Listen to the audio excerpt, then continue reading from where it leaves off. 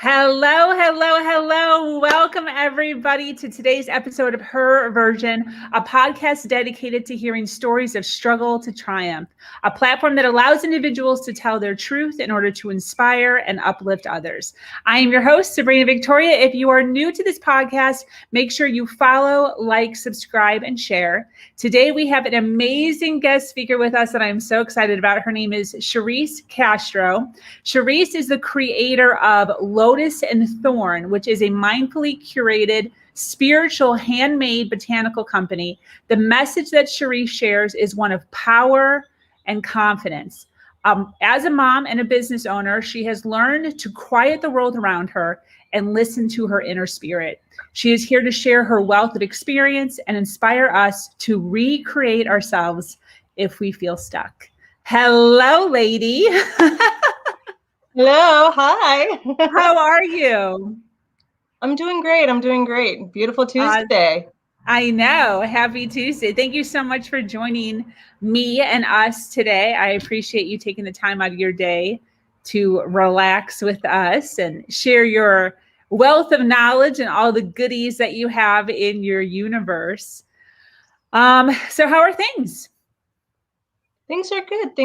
The kids are in their virtual school still, so we're just here and then, just developing things with Lotus and Thorn and, the day-to-day process of being a mom, being at home, being in the business and, just living life, I totally get it. Your story is wonderful because I feel as if so many women, especially moms, can really relate to your exact experience.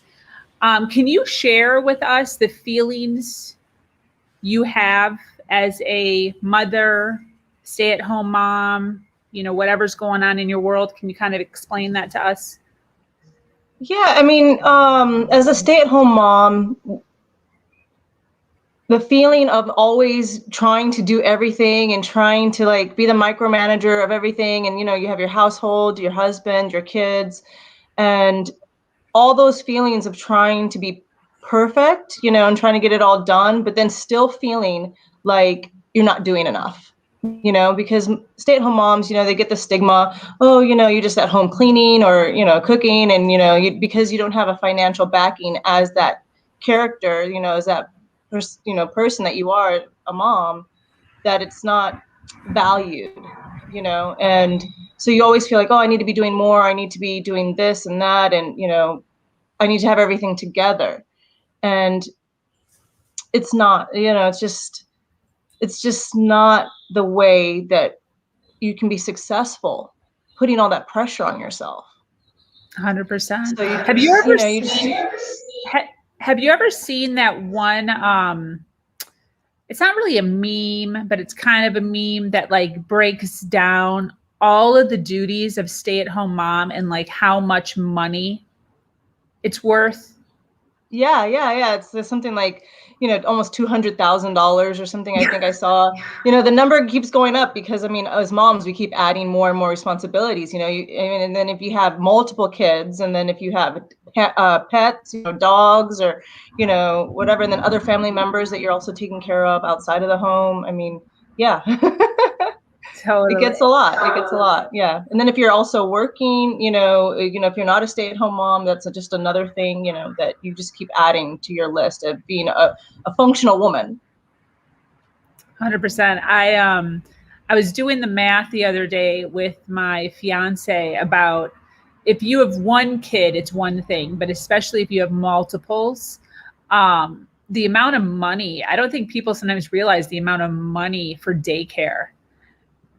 And it's like, if you're making just a decent, have a decent job as a female, making 45, the amount of money that comes out of your check for taxes and then the amount of money just for daycare, it isn't even worth, it's not even worth the gas to drop them and the gas to pick them up. A lot of times you're basically just paying for daycare. It's crazy. Right. And that's the motivation to become a stay-at-home mom, is when you look at the finances and then you think to yourself, okay, I'm working only just to pay for somebody else to raise my kid when I can just stay home and raise them and then give them everything that they need from me personally. And you're the only person that can do that, is the mom. So yeah, it's definitely, in the scale of the trade-off. Yeah. I totally understand. I totally agree with you. What's the feeling as far as being a stay-at-home mom? Like the actual, when you hear stuff like, you're just a stay-at-home mom, or the feeling of not really working. What's the actual feeling that you have? You feel kind of lost, because you think that you're making this big decision to stay and, be the primary caregiver to your child.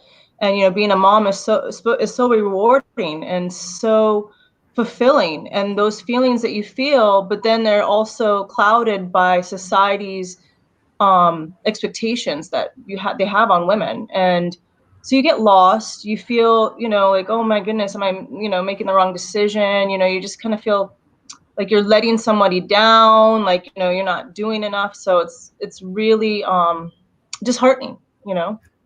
100%, 100%. In your experience, how were you able to actually overcome that obstacle? How were you actually able to find value in your life? Well, the time that you spend taking care of your kids and managing your household you have to really remind yourself that that is still your time. Like, you are dedicating this time to doing all these other things for other people in your family, but it is still your time because you've made that choice. So if that time is not given away, like, you're not saying, oh, it's for my kids, or it's for my husband, or it's for cleaning, or this and that, it's for you, because you chose to do this, you love to do this, you want to do this, and it's your time that you're choosing to do that. So you still have to hold on to that value of your time being yours, and the things the tasks that you do are your tasks that you enjoy and love. And society's expectations of them, like of you, it doesn't matter, because it is your time, so like the value, just holding on to that value of yourself. Exactly. And the things that you do. Yep, 100%. I love that you said society's expectations. Before you and I came on here, I was just talking about society's expectations with females having to get their hair all done and their makeup all done in order to feel comfortable coming online. And it adds this extra hour or two onto our day just to feel presentable. When you say society's expectations as far as a stay-at-home mother, what do you mean by that? In my experience as a stay-at-home mom, you always get these comments that are like, oh, what do you do all day? You're just sitting at home, watching soap operas while the kids nap, or, like, like the housewives, the luxurious life that, you're not doing anything, or, just, it's just like, okay. And like, well, what else are you going to do? What else? There's always a question. Well, what else are you going to do? Well, is that all you do? Like, it's like they're downgrading the meaning of it and the value of it. And yeah, so it's just a lot of chatter that you have to kind of just like, okay, no, you're not living my life. And this is the choice that I make, and I'm happy about it. I love that. I love that. Do you feel as if, where you are and creating the company that we're, talking about here, or going to be talking about here, do you feel honestly that there was a missing piece to you where you knew you were supposed to create something? Or do you feel as if you gave in to the pressures of society and created this in order to make up for that? No, not necessarily. How it happened was that, yeah, I got so busy doing all those things that I wanted to do as far as being a mom and being a wife, that you do get lost. Like I said, you do get lost. And then you kind of figure out, like, what is mine? Like, what is, who am I? Like, what do I do? And if you try and create that and try to find that, and then that is yours. And then what happened was Lotus and Thorn was mine. It was something that I did that I enjoyed for myself, because I took that time out for myself to say, hey, you know, this is not has anything to do with housewife or stay-at-home mom. This is Shereece now. You know, this is not mom or wife. And then it turned into something like, hey, I need to share this. You know, this has changed my life, and I need to share it with other people so they can find their thing, so they can also be who they are as a person, and then also still hold those other titles. I love that.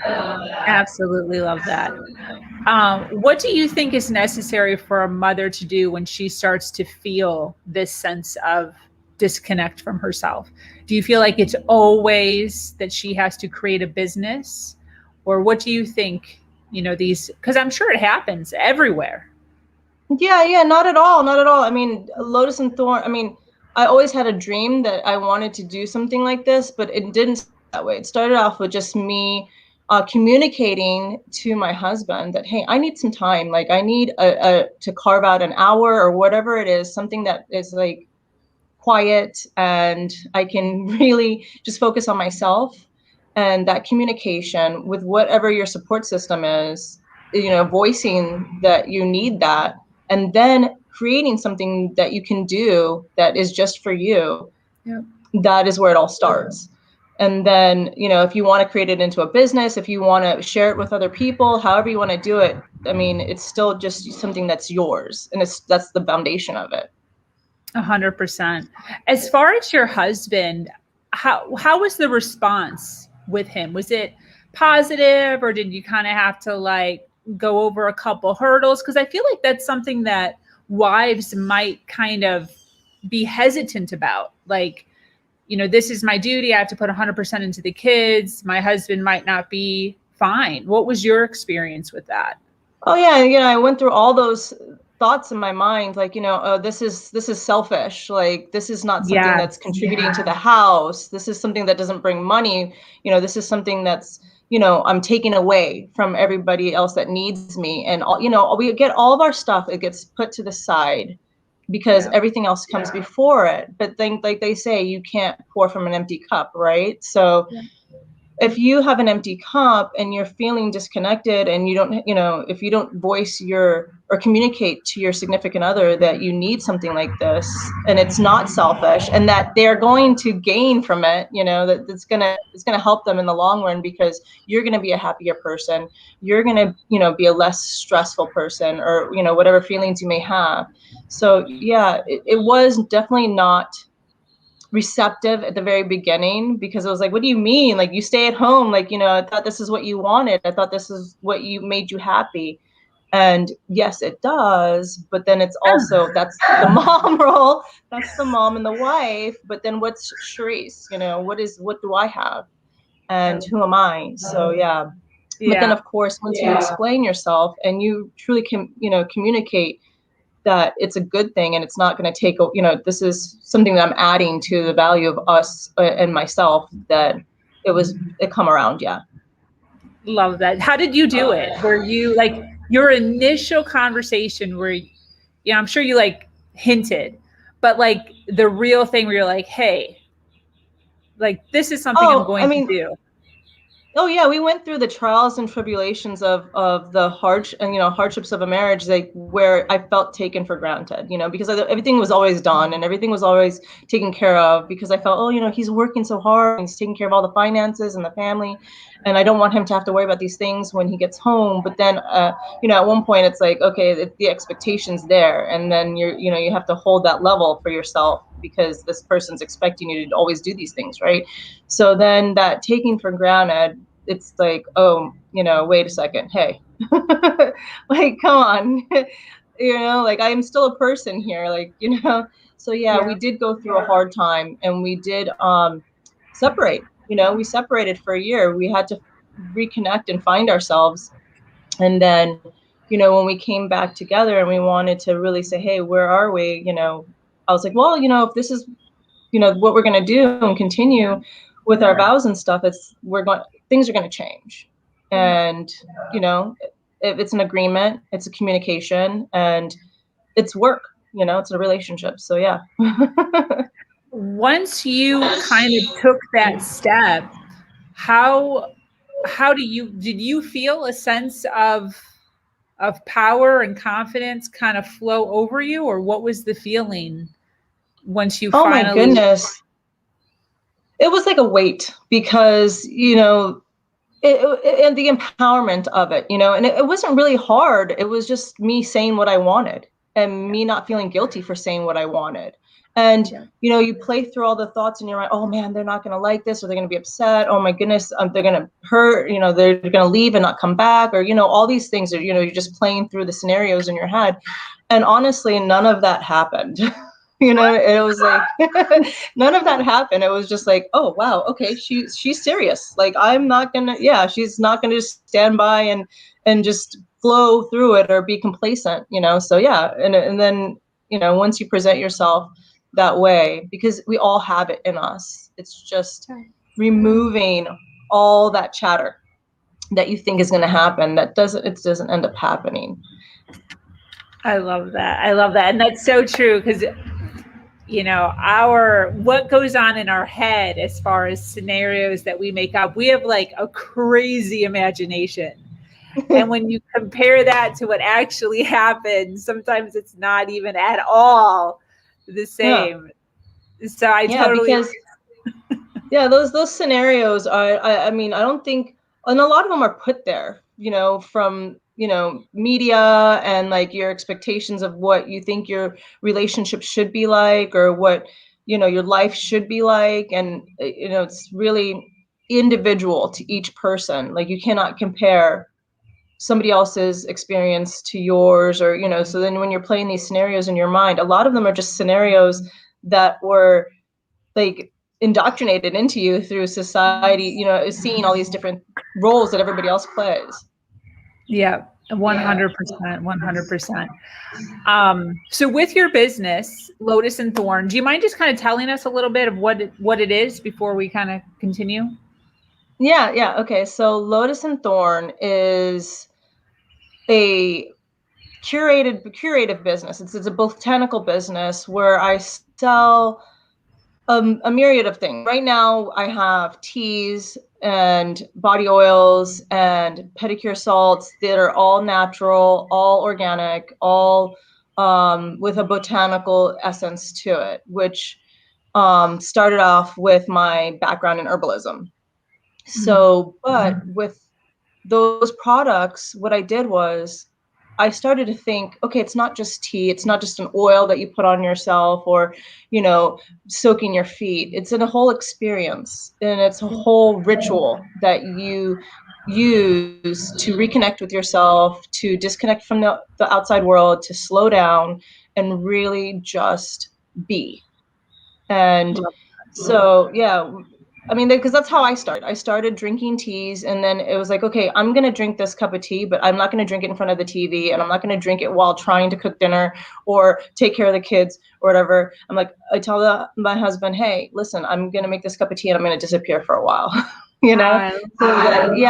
So it started off as that. And then as my tea blends, I started sharing them, and I was like, you should do this. You should do this. And I'm like, okay. And then Lotus and Thorn is, when I was thinking of a name, it was, okay, everybody's has this and that, or, like things that they put together. And I was thinking of balance, and I was thinking of duality. So like a yin and yang, up and down, hot and cold, black and white. And Lotus and Thorn is a beauty and a harshness. So Lotus and Thorn is a very resilient flower, and it grows out of the mud. And then the thorn is also something that can hurt you, but then also protects you. So I put those two together, and then here we are. I love it. I love that. When you first told me that, I was like in awe. It's such a good, it's flows so well together. First of all, it has like such an essence of feminine and masculine, but then also the protection, adding that extra bit of like the thorns being able to protect you is, it like just makes me feel good. It just makes me feel good. How did you end up, obviously the background of the herbalist, is that what you said? Herbalist? Mm-hmm.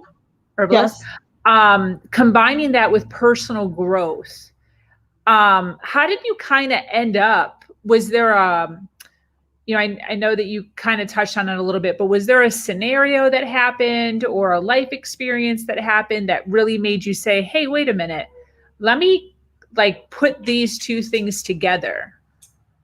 Well, yes, because, like I said, when I was drinking the tea, I wanted to use the tea as a form of meditation. I wanted to really not just do separate things.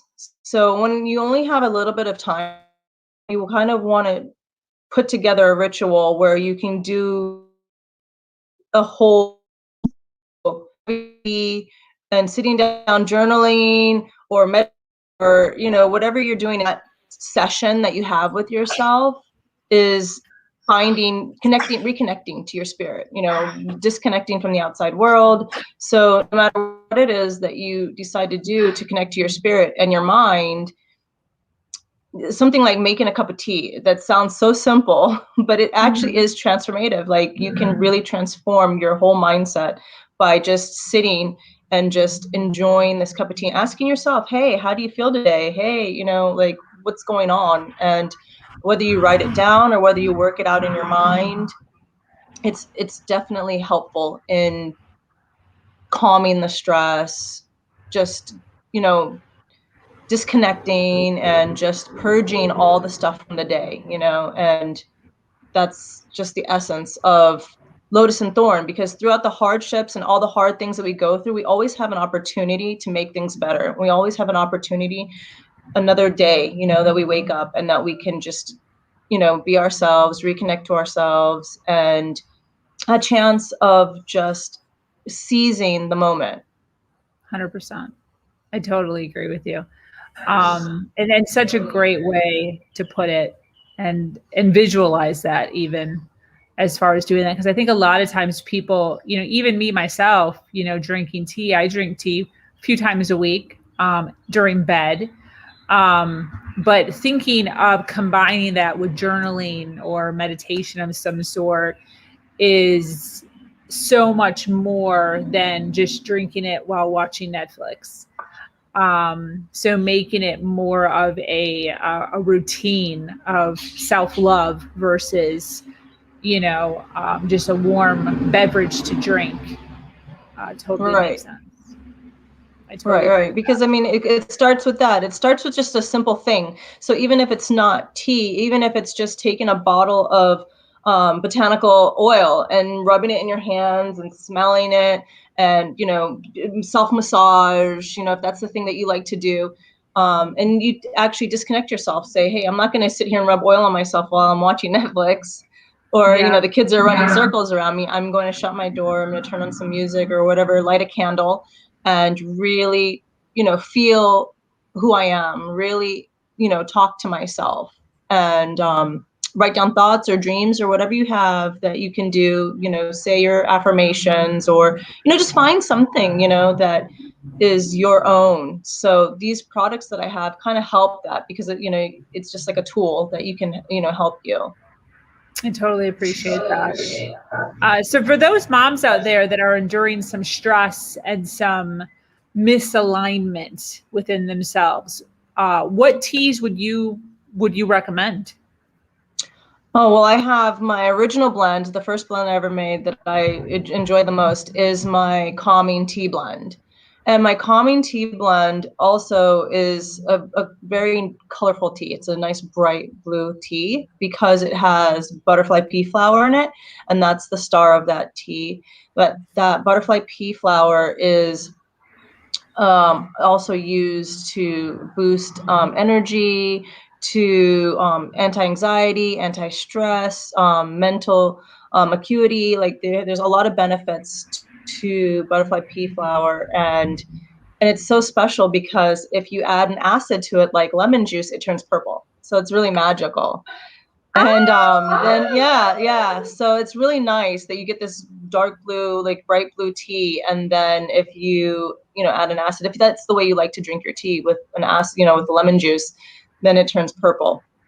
But So it also has lavender and chamomile and tulsi and lemon balm, which are all good for anxiety and stress relief and a myriad of, benefits. Plant medicines, they don't also treat mental capacities, but they treat, all different systems of the body.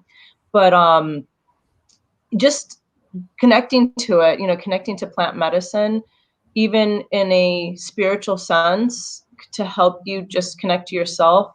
And if you don't, even if you don't have anxiety or you don't, have depression, it still helps to just sit with it and enjoy it. 100%.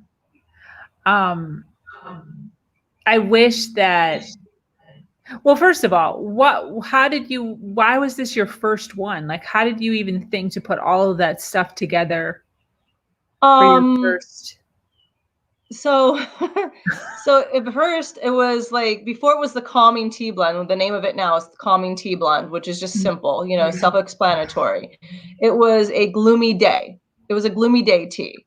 And it was like, oh man, I'm feeling kind of like, oh, what do I do? I'm in the middle of studying herbalism and I'm learning about all these herbs. And I did have those herbs on hand because I do make simpler teas, like that are just like, okay, just a chamomile. Like I was working with single herbs and drinking that. And I was like, well, let me put something together that kind of encompasses all of the little things that each plant does. Like, let me make a powerful, like, oh my goodness, I'm gonna come in my room and just be an alchemist, I was like, let me just be this mad scientist and add these together and see how it works out. And then I was like, but I love this tea. But then, I love this herb. And then I was like, oh, but I also like chamomile. But then I also like lavender. And then so they all got in there and they all mixed up. And when I brewed it and I tasted it, I was like, oh my gosh, this is actually really delicious. This is actually really nice. And then I let my husband taste it. And he's like, oh, because he likes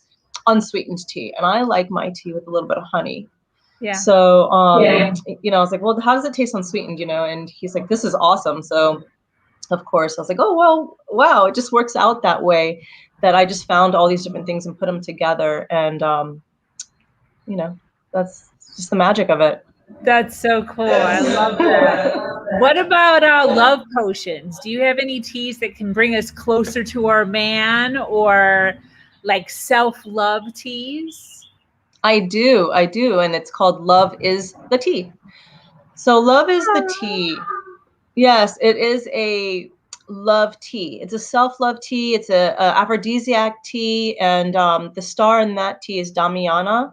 And Damiana has been used for centuries as an aphrodisiac. So that was what I had started off with, because when I was looking for a love tea, I was thinking, okay, rose. And I was thinking like, something like along the lines of a red tea. And I put hibiscus in it. And then I was like, oh, then what about like the properties of like sexual health, or, an aphrodisiac, or, mood enhancer. And Damiana came into the picture, into the recipe. And so that's how Love is the Tea was made. I love that. I love that name.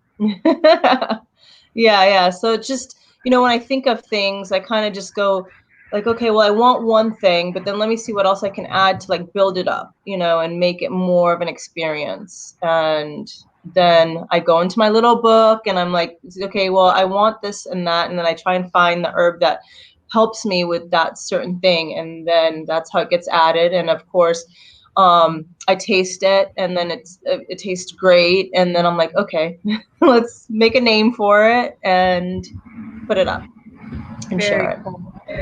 Very cool. What is a routine that you recommend to your clients as far as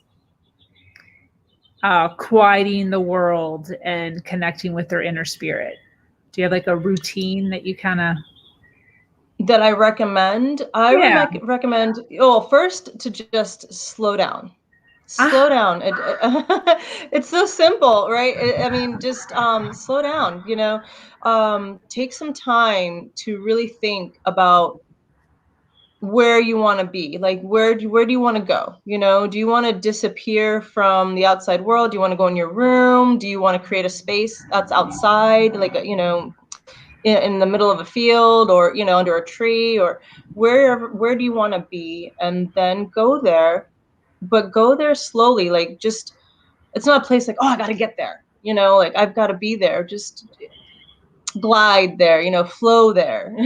And then whatever you want to do while you're there, it's not really a routine. I mean, because you put so much expectations, like I have to do this thing every single day, and it has to be the same, or it has to be this, that, and the other. And then it kind of gets monotonous. It kind of gets like a chore, and then it loses its magic. So like, if you feel that day and that time that you've carved out for yourself, and that slowdown that you want to, today journal, tomorrow listen to jazz music, and, you know, stare at a candle for an hour. I mean, whatever it is that you want to do, whatever you feel, because when you ask yourself, what do I really need today? It's never going to be the same, you know? So don't feel guilty for not having this rigid routine, because that's not, you know, life is meant to be, you know, enjoyed, you know, just at a whim, whatever you feel, and connecting to your spirit and your feeling, whatever you need at that time. So yeah.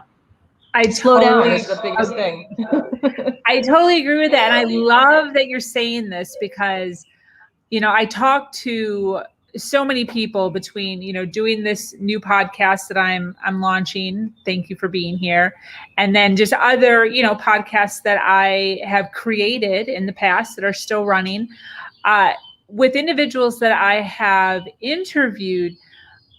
You know, what works for you know, each person works for that person, and that's awesome. But I love when I meet people like you who are really in tune with the fact that to keep a routine continuously for months and then years for it to actually work, it's not reality.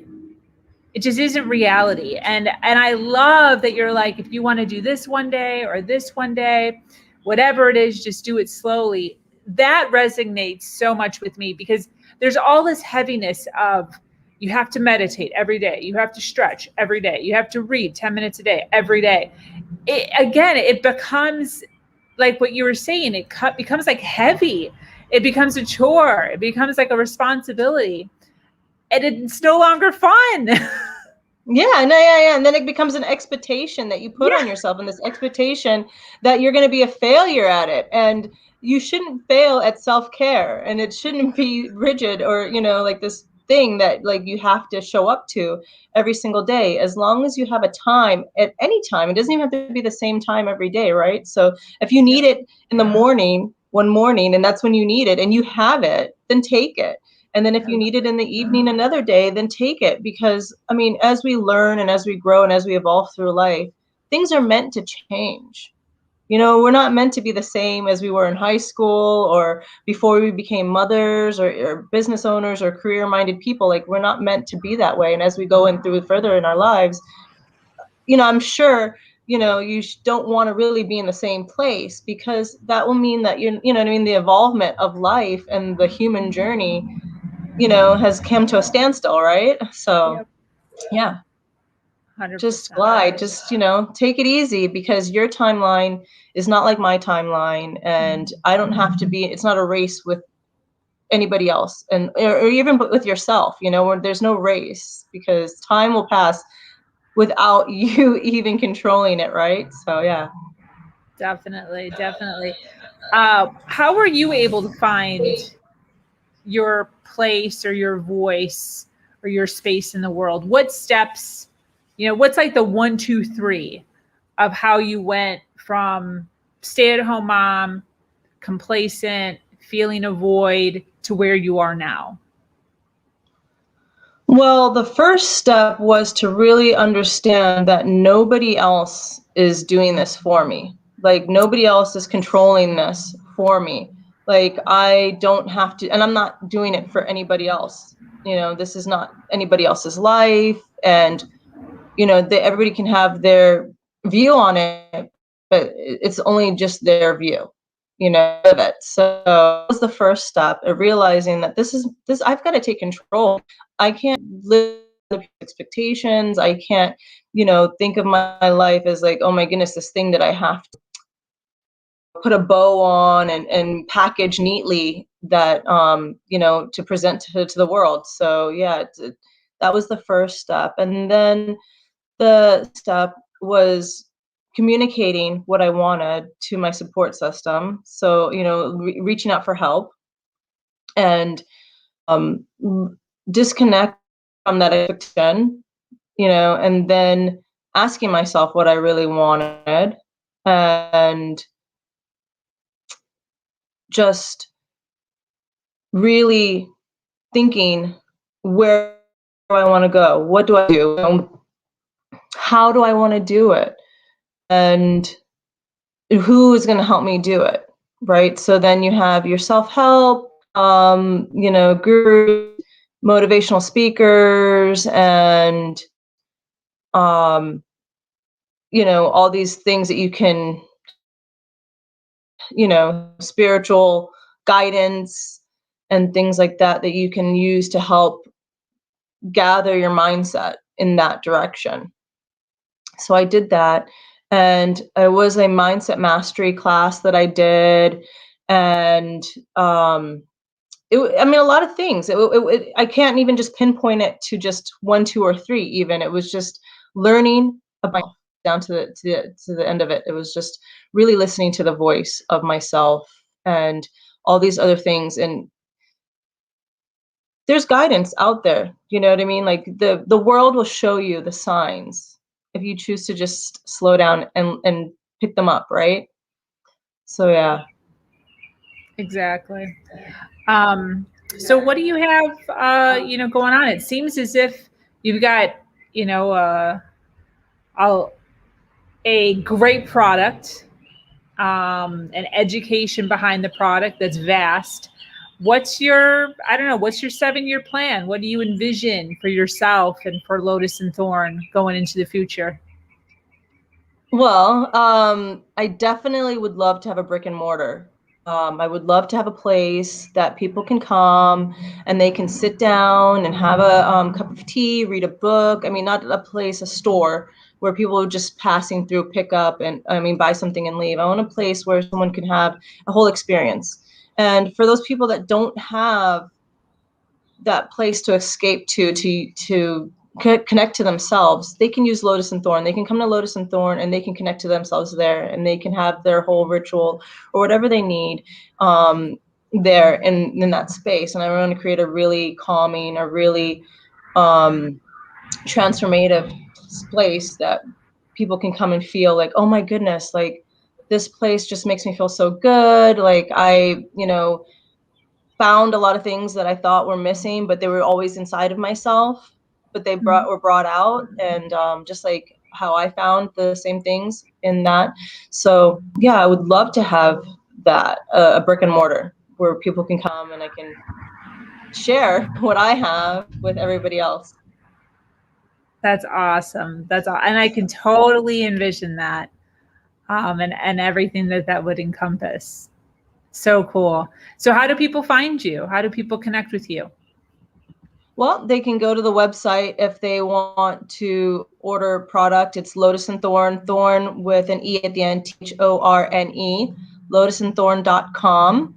And then also find me on Instagram or on Facebook by the same name, Lotus and Thorn. Is that it? Instagram. Did I spell it right? Mm-hmm. Yeah, got it. Yeah. Yeah. So then I'm also on Instagram and Facebook. Yeah. So then you can come leave comments, see what's new, see what's going on, and share what you're going Very through, cool. or leave a comments. Very cool. I'm imagining the social media being eventually a very calming social media with nice, calm aspirations and affirmations coming through to my phone. Yeah, well, yeah, that's the hope, right? Because like it's so harsh. The world is so harsh. We Yep. should be using social media to really build each other up, really help each other be the best versions of ourselves and learn from each other and be open to new things. And not this harsh thing that, competition or whatever, it's turning into. 100%. Yes, that is nice and will be nice. I know that myself, as far as that goes, I feel as if I've done a pretty good job of correcting my algorithm. So the majority of stuff that comes into my feed now is very uplifting and positive and, all about leading a good life. Yeah. So I like to, about the end of the podcast, I like to kind of lighten the mood a little bit with what I call the lightning round 5. Are you up for it? A little bit of fun? Sure. Sure, of course. Okay, of so course.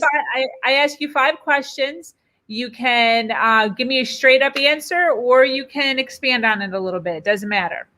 So first question is your go-to midday snack. Oh, carrots and hummus. Really? Yes, my kids and I love hummus, being that we have a plant-based diets. Everything is with hummus and carrots, or my one daughter, she likes bell peppers. The other one likes cucumbers. I like crunch, so it's always going to be carrots or sometimes celery. But the hummus is the driver of all Very that. cool. Yeah. And this is why I love asking these questions. So plant-based, when did that happen? Plant-based. We've been plant-based now for 10 years. Yeah. So yeah, plant-based because my daughter, when she was born, she had really bad eczema. And I thought, okay, what's going on? Like, she hasn't been in the world that long to, like, what is this inflammatory response she's having? And we cut out all animal products and her eczema went away.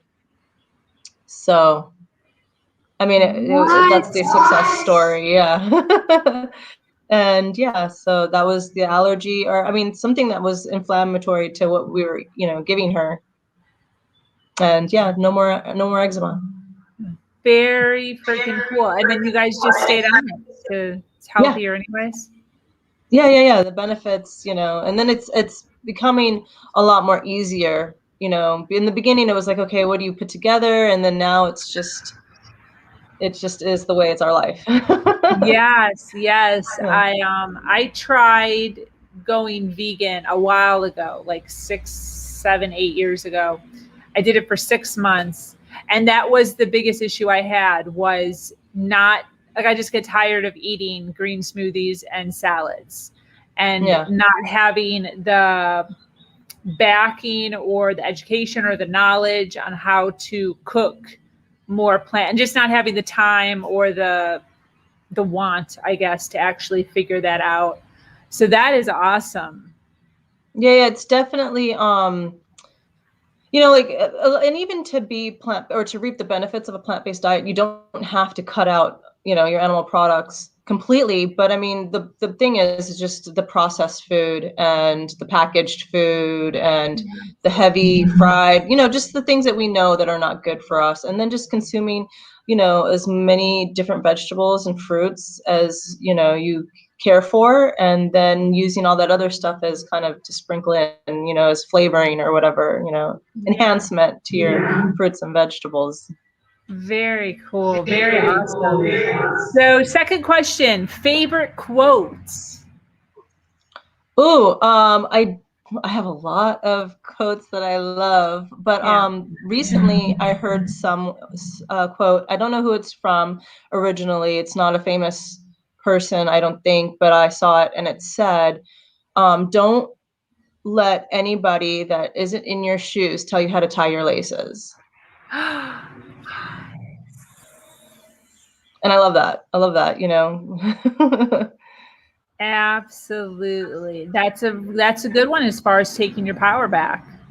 Yeah. We all have our lives that we need to own, and not give that power away to anybody else and let anybody else make a decision for us. 100%. Third question, sun or shade? Sun. I was born in Jamaica. I'm an island girl. I would always take the sun. I love it. I'm not a sun worshiper per se, but yes, the sun is good for you. Yeah. That's cool. I used to be that way, and now I'm more of a shade girl. My background is Spaniard and Mexican mixed, but I think too many tanning beds in my past led me to kind of break out in these sunspots, which I don't have anymore. But I used to have really bad sunspots, which I'm sure you've seen on some of us lighter folks because we don't stay out of the sun. But it's frustrating, the pigment of your skin changes as you get older.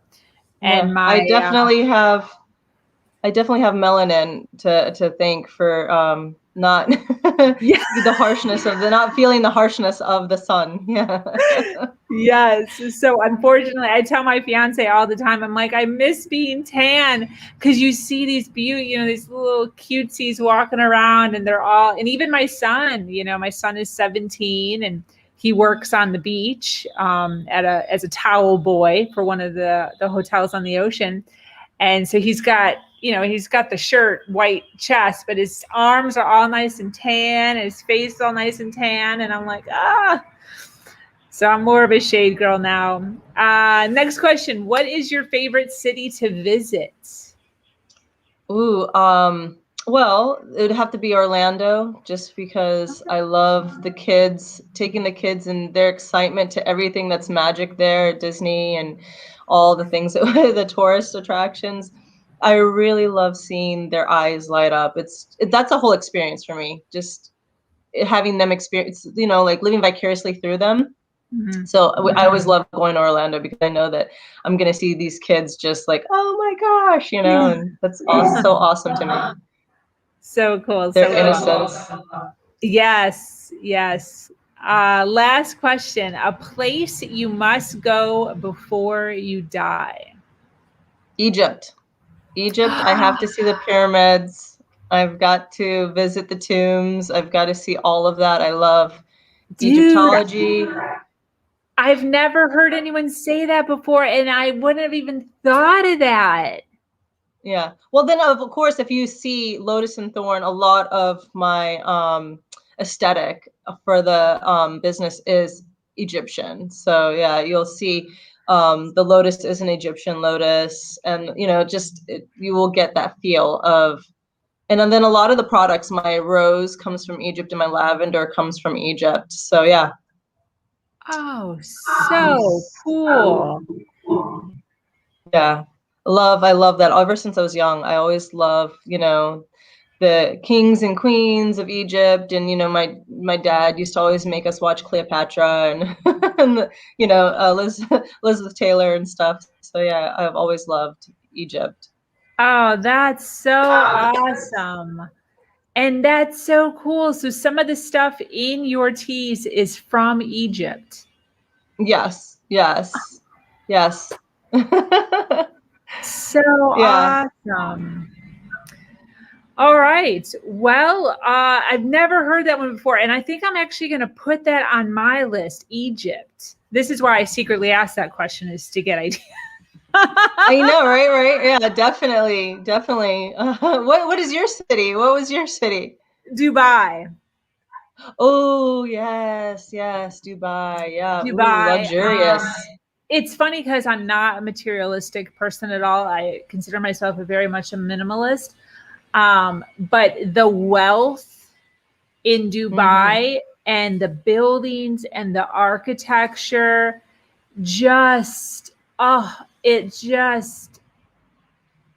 it's a mind blow to me. I just want to see it so bad in person. Oh yeah. It's absolutely beautiful. The videos that I see in the buildings, everything's just so beautiful. Beautiful.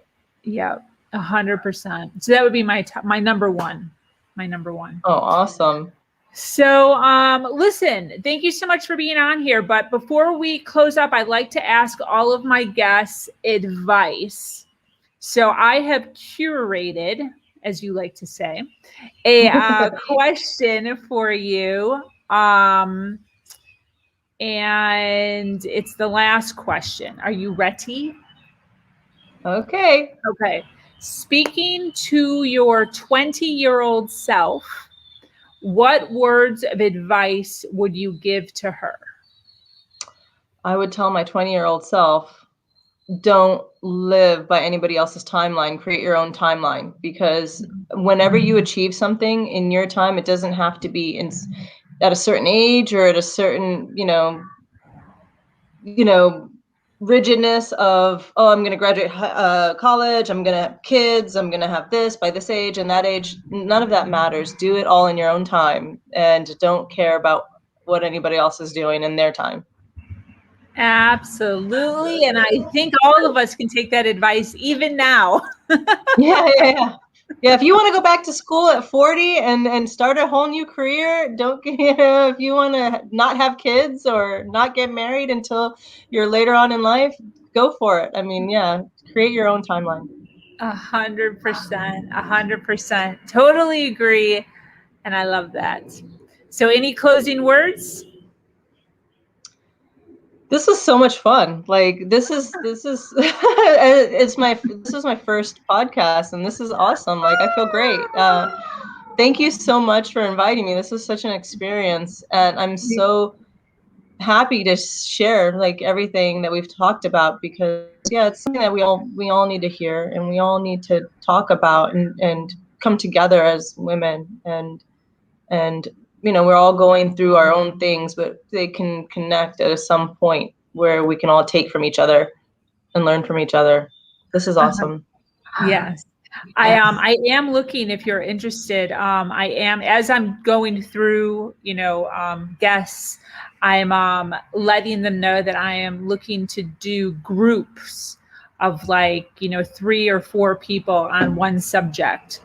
So like in this case, maybe get 4 entrepreneurs, me, you, and 2 other women who can kind of speak a little more in depth about the steps that you took to create your own business, whether it's the website or it's the social media, or it's because I think a lot of times there is this heaviness on you have a possible idea, but then not really knowing what to do with that idea. What is the very next step? What's the next 3 steps?